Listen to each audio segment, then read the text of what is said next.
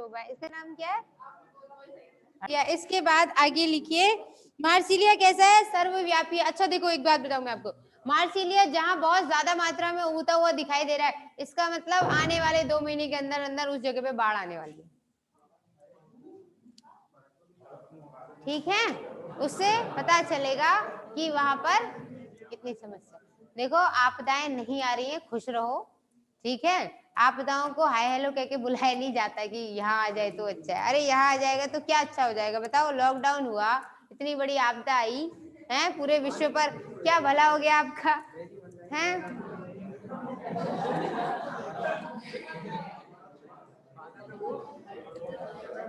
और सबसे ज्यादा नुकसान तो आप ही लोगों का होता है उसमें। कचौड़ियां बंद हुई कि नहीं हुई?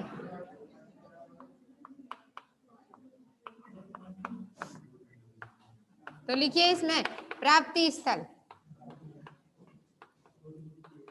ज्यादातर ये सर्वव्यापी होता है और उष्ण कटिबंधीय। उष्ण कटिबंधीय क्या होता है? हाँ, ट्रॉपिकल तो अंग्रेजी में होता है।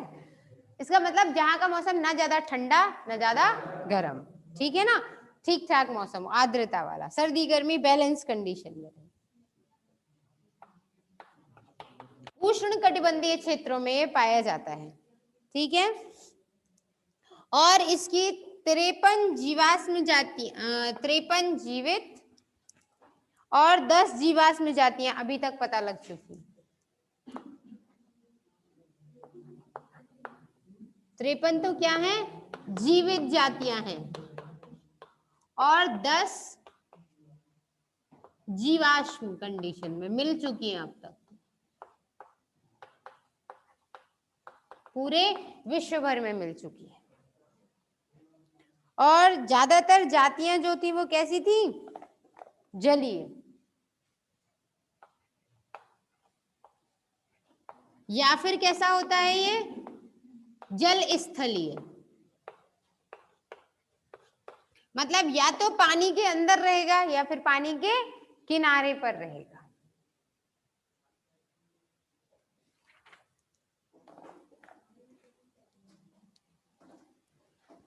फिर आगे पढ़ेंगे दिखता कैसा है।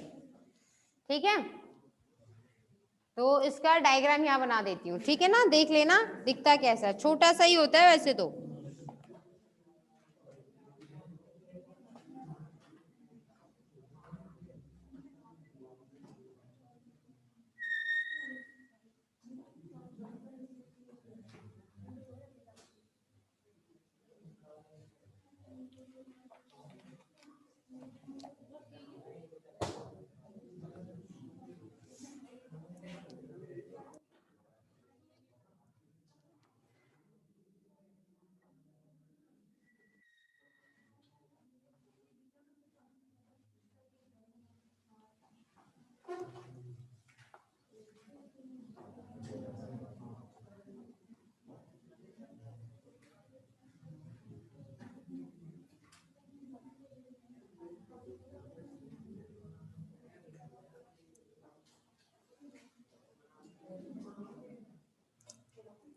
कैसे बनाए? जिसे बनाते हैं,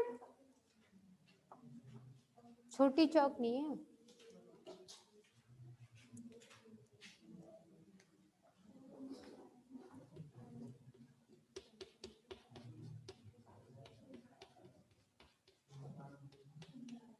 देखो ऐसे बन जाए तो ठीक है, नहीं तो अब तुम पेंसिल लाते नहीं हो, पेन पेन लेके आते हो।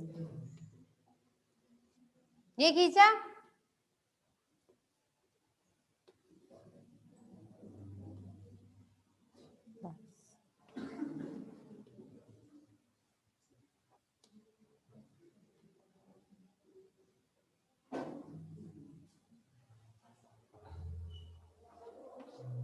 बोलो बना कि नहीं बना फटाफट?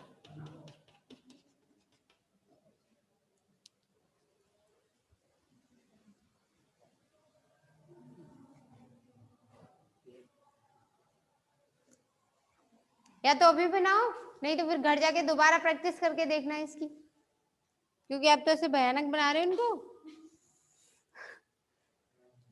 इस संरचना को ठीक से बनाना भाई, बस इसी की दिक्कत है ना? क्या कह रहे हो पेपर में? बस पेपर के लिए ही तो पढ़ रहे हो, फिर भी उसमें सही नहीं बनाओगे। अब इसमें नाम लिखिए, इसको क्या कहते हैं? बीजाणु फलिका। और बीजाणु फलिका को अंग्रेजी में क्या कहते हैं? स्पोरोकार्प। ठीक है, स्पोरोकार्प। उसके बाद ऊपर जो है स्थिति उसे क्या बोलते हैं? लीफलेट। लीफलेट का मतलब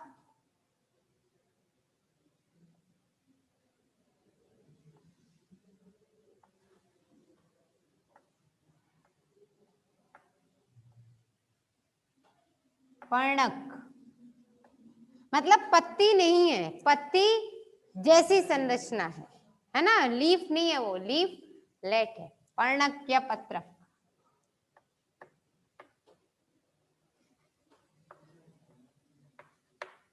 लीफलेट। उसके बाद पिट्यूल।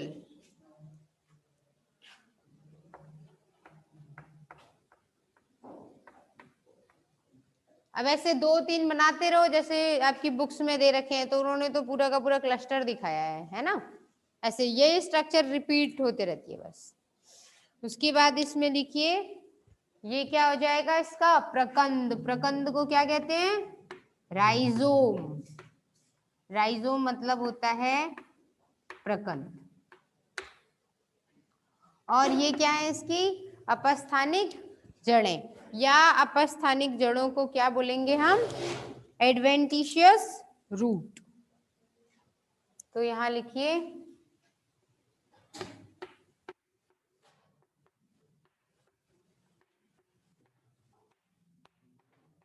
अपस्थानिक जड़। और ये जो संरचना दिखाई दे रही है ये क्या है? तरुण पत्तियां, नई पत्ती जो उगने वाली है, अभी और उगेगी।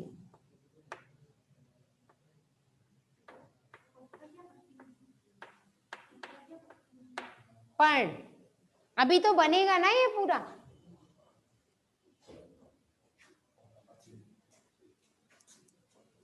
और अगर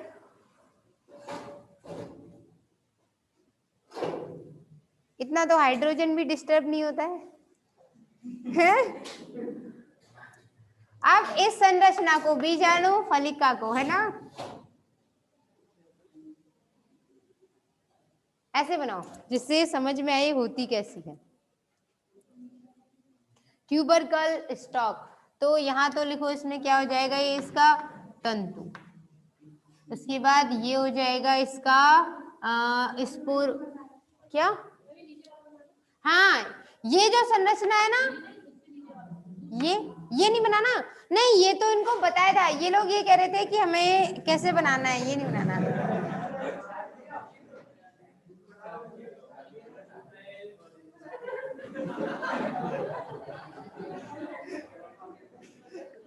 चलो ठीक है, कोई बात नहीं, बना लिया तो। कहने का मतलब ये, मैं तुमसे क्या कह रही थी कि ये बार बार रिपीट होता है।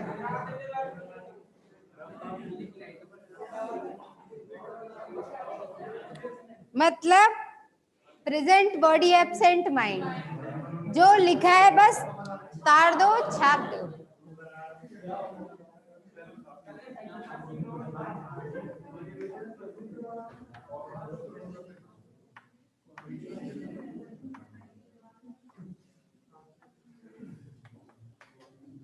ट्यूबरकल यानी कि ये क्या होता है? इसमें उभार होता है, ठीक है? तो उसे बोलते हैं body of sporocarp, and next one is tubercle.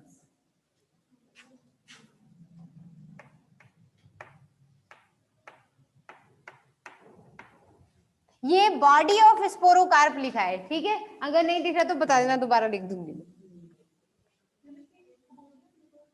क्या? ट्यूबरकल, हाँ, जो ये उभार है ना, ये वाला, इसको बोलते हैं।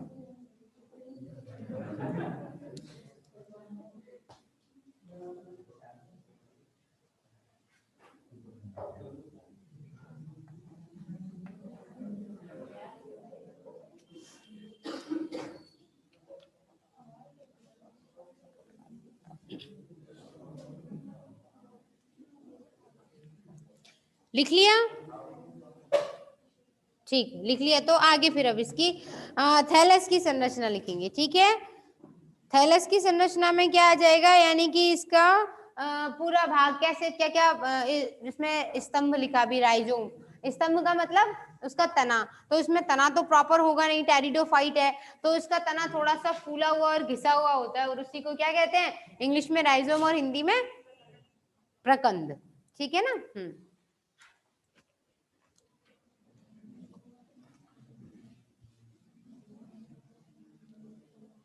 अच्छा, कंद शब्द सुनने के बाद हमेशा वही शकरकंद और आलू याद करने मत लग जाना, क्योंकि कंद और प्रकंद में अंतर होता है, ठीक है।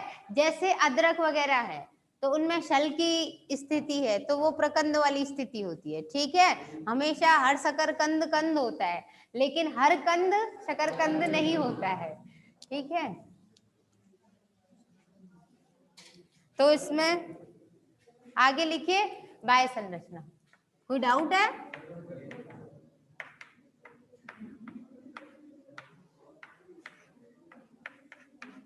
ठीक है, तो बाह्य संरचना में लिखिए सबसे पहले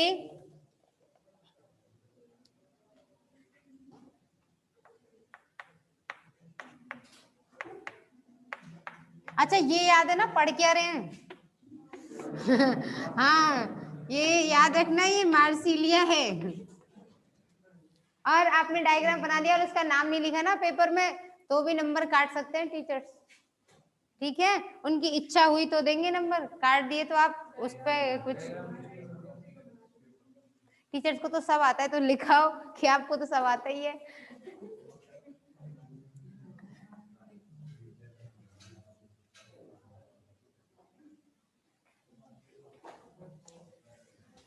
ठीक है, लिखिए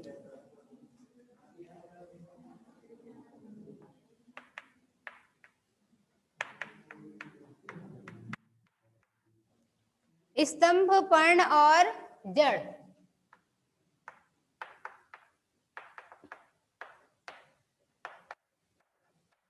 में विभेदित होता है। तो सबसे पहले इसमें लिखिए स्तंभ।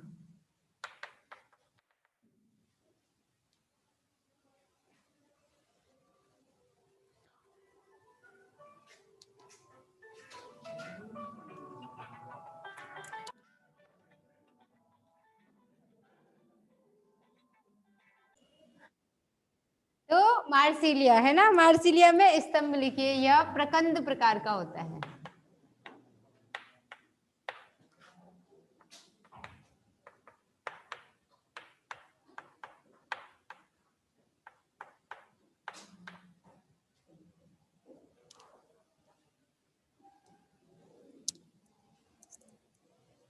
ठीक है, और कैसा होगा, ऊर्ध्व मतलब सतह पर होता है,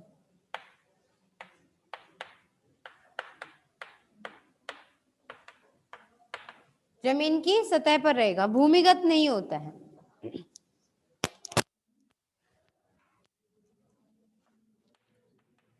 रेंगता हुआ,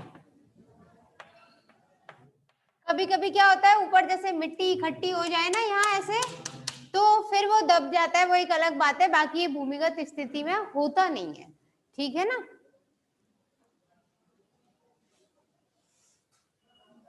इसके अलावा ज्यादातर इसकी लंबाई इतनी फैली हुई 25 मीटर तक हो सकती है।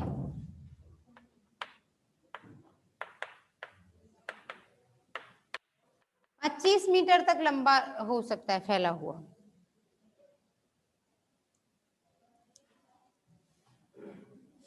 जिसमें से शाखाएं निकली रहती हैं। प्रकंद की पर्व संधियों पर नीचे की तरफ जड़। अच्छा, पर्व संधि क्या होती है पता है? जहां से पत्ती वगैरह का निर्माण होता है, पता है तो ठीक है, नहीं तो इसके अलावा जैसे गन्ना खाया होगा ना कभी, तो गन्ने में ऐसे गांठें होती हैं, तो वो जो गांठें उन्हें क्या बोलेंगे? पर्व संधि, ठीक है। और ये क्या हो जाएगी, दो पर्व संधियों के बीच में पर्व होती है ना, तो पर्व तो ज्यादातर जाइलम फ्लोएम ही होता है, इसके अंदर ये तो कुछ करती है नहीं है, लेकिन ये जो भाग है यहाँ पर क्या होता है, पार्श्व विविध्य तक होता है, और पार्श्व विद्योतक होने की वजह से ही वो आगे पत्ती का या किसी भी संरचना का, टहनी वगैरह का विकास कर सकती। समझ आ गई बात? हालांकि गन्ने में ब्रांचिंग नहीं होती। टहनियां देखेंगे कभी गन्ने में?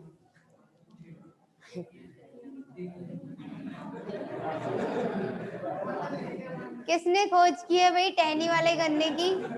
बताइए बताइए, नोबेल प्राइज के लिए आपका नॉमिनेशन करवाते हैं, फिर नाम तो हमारा भी रोशन होगा कि हाँ भाई हमारा स्टूडेंट नोबेल प्राइज लेके आया है। तो आगे लिखिए इसमें,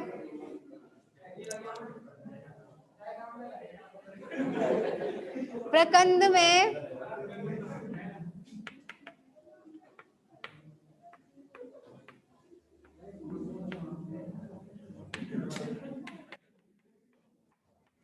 प्रकंद की पर्व संधियों से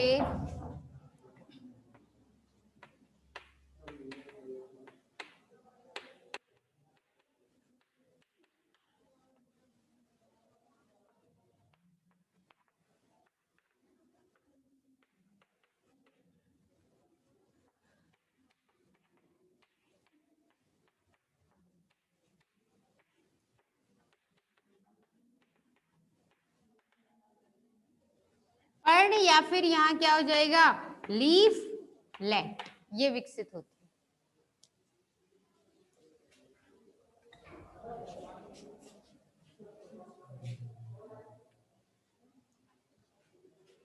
ठीक है,